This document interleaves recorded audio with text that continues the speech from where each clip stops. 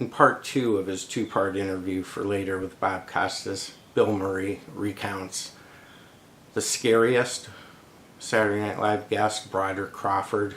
Scary because he drank so much and didn't make it to the rehearsals and was uselessly drunk at the rehearsals, but pulled it off on Saturday Night like a consummate professional, hitting every line, every mark that had been rehearsed and discussed. And you know, for people from Saturday Night Live to say the scariest host was someone that partied too hard, that's saying a lot about that 1950s generation Broderick Crawford was part of. Consummate professional, consummate drunks, able to pull it off. Ironically, the worst Saturday Night Live host was Uncle Milty, another 1950s icon. Probably also was in that Broderick zone. Who knows? I don't know that. But Uncle Milty was horrible. So here was the king of 50s television comedy, the first comedic superstar in America, if some could argue, via television, and wasn't funny in the 70s. Who was funny, according to Murray, was Belushi, the most talented actor he ever worked with. Not just comedic actor, but most talented and physically gifted and amazing performer. He was definitely in awe. And Murray, who had been playing on a boombox Van Morrison and the Chieftains album throughout his interview, turned it off to talk about Elvis's and John Lennon's funerals. And you could see how emotionally touched he was, and his recounting of the gathering in, you know, Central Park after John Lennon was murdered was great. So enjoy this part 2 of this interview better than part 1, which was darn good. So this one was again from March 2nd, 1992. Thanks for staying up later. Bill Murray was with us on Thursday, and we've sat here throughout the whole long weekend listening to Van Morrison, and so now we pick it up where we left off, and exactly where that is, I'm not really sure. People think you were one of the original Not Ready for Primetime players, but technically not so. No. I came in the second season, halfway through the second season. Which was the first character that hooked on? Not just a bit, but a character that was yours. I don't know, in terms of a character, I guess the second season, I guess the lounge singer kind of business, yeah. That was it. I came in, I was dying, and I came in with half of a sketch written. And you're not supposed to do that, you know, it was really bad form. But I didn't have anything, and Tom Davis, they pass out all the scripts on a Wednesday, and everybody's doing all the sketches, and they're all finished, you know, and then they go and decide which ones they're going to use. I said, oh, wait, I got one more here. So I just started doing it, you know, and I would show this, you know, this handwritten thing to, like, Danny or something when it was his turn to speak or when it was somebody else to speak. And people were laughing, laughing, laughing, and then I'd turn a page, and it was blank. There was no more, you know, and I just said, that's all there is, you know, and it's sort of like, that's all there is? So, but Tom Davis stood up and said, I will help Mr. Murray complete the script and show him the process that we use here on Saturday night, you know, so he helped me, and from that point on, we always wrote those sketches together. The critic guy. Yeah. The guy that was always talking about the Woodman and giving his own choices for the Academy Awards. Was that entirely yours? Did you do it in collaboration with anybody? No. That was entirely, well, I was stealing it from various guys that did that kind of thing, you know. I mean, but I didn't write it. That was my own idea to, I just saw somebody do something and I went, oh, this is insane. You know, this is crazy. The way that they would personalize the whole thing, like, you know, just, yeah, like as if they were friends with whomever they were talking about and could take any liberty because of that, you know. I would just say, you know, Barbara Bush is a dear friend. But she's a tramp, and she knows that. I mean, they could say anything they wanted by saying she's a dear friend first, you know. But she's a whore and a bitch. You know, I mean, anything because she's a dear friend. And I'm saying this only out of friendship. Do you know what I'm saying? You know, about anyone, you know. So what do you... Now, I don't think I've ever heard you tell a joke. A lie? Oh, no, certainly not tell a lie, certainly not. But tell a joke or or a punchline. Everything with you is attitude or perspective, and those things, I guess, are harder to do because you got to really believe it all the way through. Well, you have to have an attitude, I guess.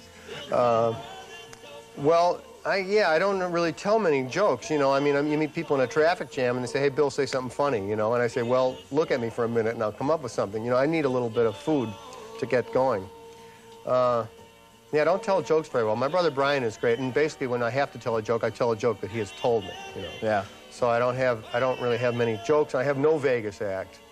You know, people say, do you do stand-up? Do you do Vegas or anything like that? And I realize I've got to prepare for the future when I will be immobile and I'll be working on a stool. When you'll be at the Sands. Right.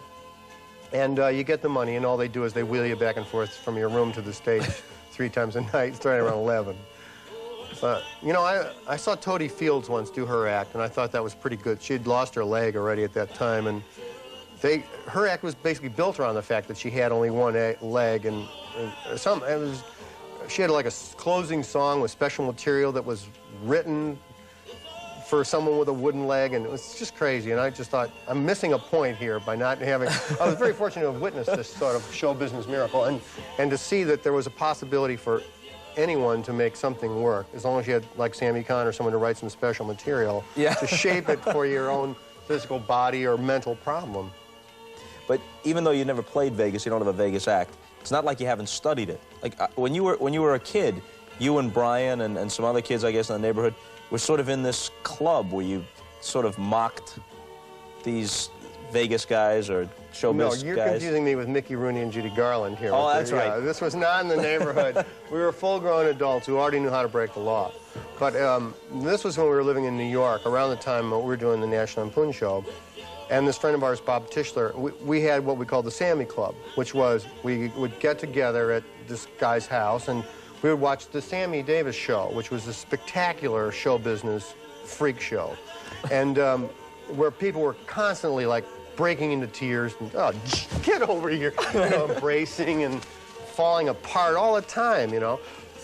And we couldn't get enough of this because it was everything. None of us had made anything in show business, and we couldn't get enough of this show, you know. So the Vegas guy, the lounge guy, Nick whoever, Nick Springs, Nick Rails, whatever the situation was. Yeah. I mean, years of study went into this guy, whether you realize it or not. Well, there was a lot of, you know, there was just a lot of bad show business at that time. It was a miraculous period. The 70s is what it was. It was a horrible, some of the ugliest art, the most brutal architecture, the ugliest clothes. It was the 70s, you know, and that was sort of, it was just a really, you know, I think there was, you know how there are plates in the earth, you know, where they shift? there's like civilization on one side and not on the other.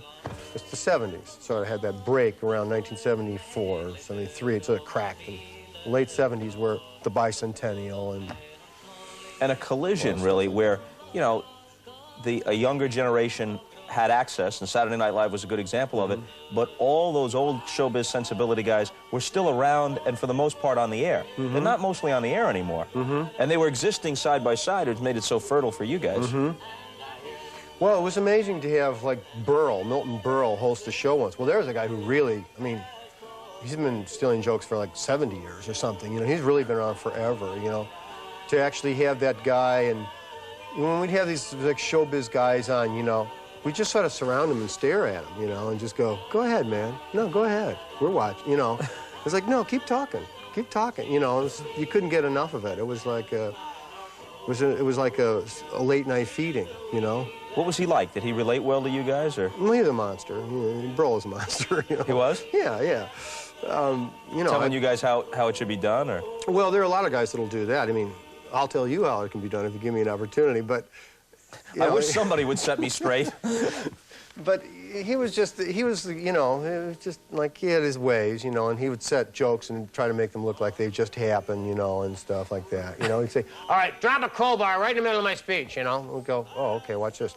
So somebody drops a crowbar back, and says, oh, NBC just dropped another show, you know, and it's like, hey, he's fast. You know? So that kind of stuff. I enjoy, I had to do a sketch with him where, you know, he was supposed to, it was some sort of a benefit for yeast infections or something like that. Some crazy thing that Rosie and Ann came up. And so he's supposed to come up on the stage to grab the microphone and say, make an impassioned plea. Well, you know, Berle does this thing where he goes to the back wall and comes from behind, you know, which is like vaudeville 101, you know. So we're going through all these rehearsals, and I see him every single time. I know he's going all the way back to the back and walking in behind you, which is just like a real cheap upstage move is what it's called. And so I just let him go, you know. So I just let him go, let him go, let him go, let him go. And, you know, we're going on. And I acted like, you know, I was just here. I just got here, you know. I don't have any idea. So we finally do the show, and I'm watching, and it's his cue to come on stage, and I know he's going for the wall, you know, to come from behind. And I just start walking right to the camera and fill up the entire frame. Hi, how are you? And just keep talking right to the lens. Well, the look of desperation on Berle's face, which I caught in the lens, as he finally fought his way past me to the lens, was great. It was just one of those fun things that you do to guys who think you don't have any clue, you know? It's just, sorry, Milty, don't know what came over me, you know?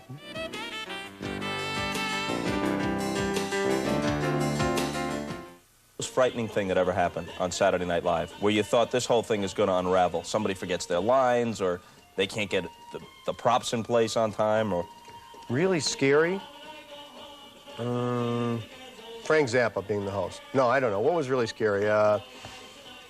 Well, yeah, well, there was one guest who was on who came back to host, and it was St. Patrick's Day week. And they went out on the street to host to do a shoot. They do these films. Gary Weiss did these films out on the street. Yeah. And this old guy used to be an actor here in New York, and he went to his old haunts. Well, his old haunts were like Sardi's, you know, and they're all bars, really. And so after about an hour and a half, 2 hours, you know, it was like, you know, it was like a black horse walking down the middle of Fifth Avenue. I don't know this. I'm truly guessing. Was this Broderick Crawford? Yes, it was. It was. Thank you. Do I win a prize? It was Broderick Crawford, and from Highway Patrol, and also Mice and Men, and a really great actor. So he was blasted, you know, just totally blasted. And it was on a Thursday, which was our first day of shooting, and he rolled into the studio here around 4:30 or 5, a couple hours late anyway, 5, yeah. You know, we start earlier. And he rolled in no kind of shape, and he said, "Don't worry, everybody. I'll be here 8 o'clock tomorrow morning. I'll be ready." You know, we said, "Brod, we start around 1." You know, so everybody was truly terrified, and it was like, okay, Bill, you will cover Brod in these 5 sketches. Danny, you will cover Brod in these. So we had Brod covered every way but Sunday. Everybody had all his sketches. Well, in the Brod, not only nobody had to cover Brod, but Brod killed on air and was totally cool. And they fed him some line during the, there was some rumor about Hoover at the time, you know, and we had an FBI sketch about bugging the Kennedys and bugging Martin Luther King. And there was some line where Brod says to the other FBI guys, "Okay, boys, I'll see you in the sauna later." You know, which was just a throwaway, but which we knew would never get by the censors at all. So they mentioned it in the read-through on Wednesday, "Brod, we're not going to write this in the script, but if you think of it, boys, I'll see you in the sauna later." Well, in the meantime, since the time they mentioned that, he's been to all his hangouts in Manhattan and stumbled down Fifth Avenue in the St. Patrick's Day parade. No one's ever said a word to him because they're not even sure he's going to show up again.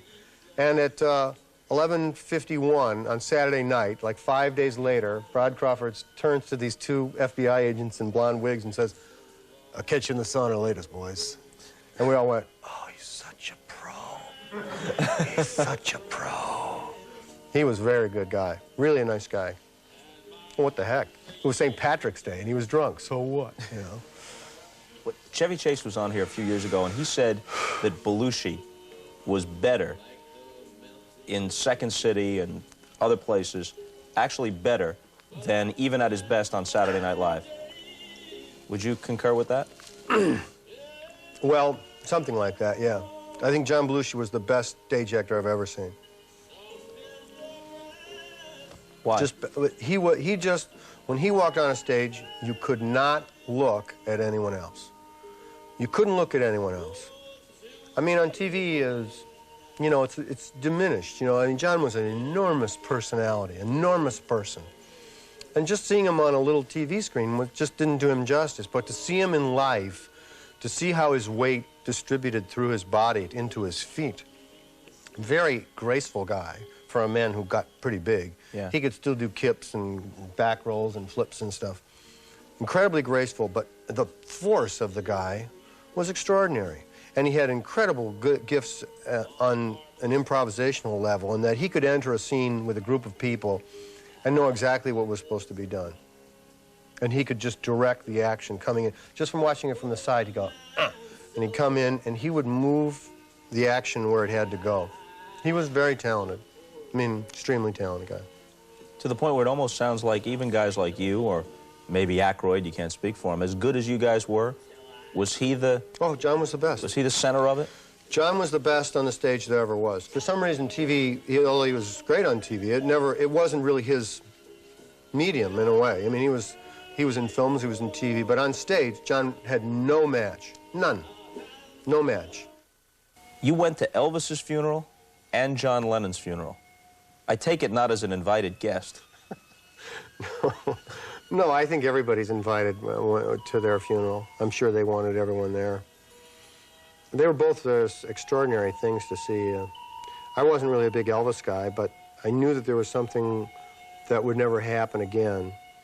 And so I really hustled my way to Memphis, and I was the 26th person on standby on the last flight out at like midnight from LaGuardia to Memphis, and I got on. And I just went to the place, and I ended up befriending somebody and getting to ride in the bus, the press bus that left Graceland right in front of the hearse. And that's a long story, but it basically got to ride the funeral procession right in front of the hearse, and to see people who'd been parked on the side of the road waiting there for hours, sitting in the shade underneath aqueducts, waiting, and every Burger King and Dairy Queen and everything with a changeable sign said, "Long live the King," and "God bless the King," and "We will miss you," and "We will love you." It was very emotional. And arrived at the cemetery, and there were helicopters everywhere, and then you heard that there was a riot and people were storming the gates. Yeah. So I started running. And which way's the gate? And I started running. And I'm running, and I'm running, and I'm running, and I'm running, and I'm running, and I'm running, and I'm running. And all of a sudden, I'm stopped, and all these motorcycles come around the corner, and it's the hearse, and I'm standing on his mother's, not on her grave, but right there at the mother's grave. And every car that comes by is looking, going, "There's Mom," and "Who's that guy?" You know? And the cops looked at me with a look like said, "If you move, we will kill you. If you make a move towards anything or anyone here, we will kill you." Yeah. And I just froze. And so then they all rolled by, and then I ran back, and they tried to lift Elvis's casket into this thing. He had like roses this high on top of this, and the casket weighed like 1,200 pounds or some incredible thing. And there were like 8 guys trying to lift this thing, and the casket's going, whoa, and falling, and the roses are, and you know, they almost couldn't handle it. It was a really heavy thing, you know. But I remember when Priscilla's car went off, I actually felt like a lower body thing go that way, and I realized the King went with, you know. So was it more touching than it was amusing, or was it equal parts? It wasn't amusing.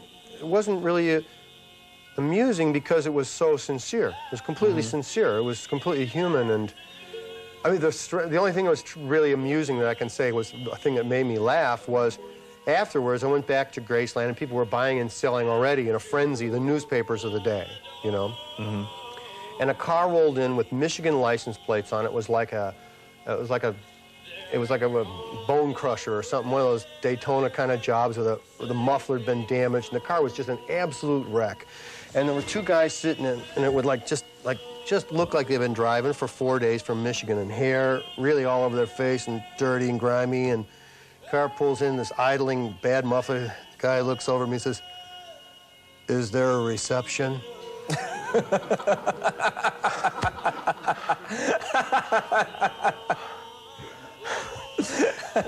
that really said it all. I mean, people really felt like I'm here to, you know, are there going to be cold cuts, you know? And a different rock icon, whole different circumstances, Lennon. Oh, yeah, John Lennon. So that was it wasn't exactly his funeral. I think he was buried or cremated privately, but there was a funeral service in Central Park that Yoko staged, and what she wished was that there'd be 10 minutes of silence. You know, so it was a strange thing to be in Central Park and all of a sudden to see recreated all these people from before the earth changed, you know. All of a sudden it was like a rock concert from 10 or 15 years before, and there are people, it was like Zapata's army in a very real sense. You went, my God, look at him. I haven't seen him or this type of person. All these people who just came out of wherever they'd been for 10 or 15 years, and you just felt like an army that was reassembling because the general had asked you to be at this place. And it was an incredible feeling like you were being pulled on a string to the place where it was. And I was with my wife, and we were pulled into this place, and we collided with this friend of mine and his wife, two of our close friends. And it was like we were supposed to be right there, you know? So then there was this service, which was supposed to be 10 minutes of silence, so people sat in silence. Only you heard these helicopters everywhere, you know? And they didn't seem to move. They seemed to be absolutely frozen, of course. And there was total silence. And then the service ended, the silence ended, and it just ended with the playing of the first, with Imagine, with that piano coming in over it. And it just tore you apart. It just, all of a sudden, everyone was crying.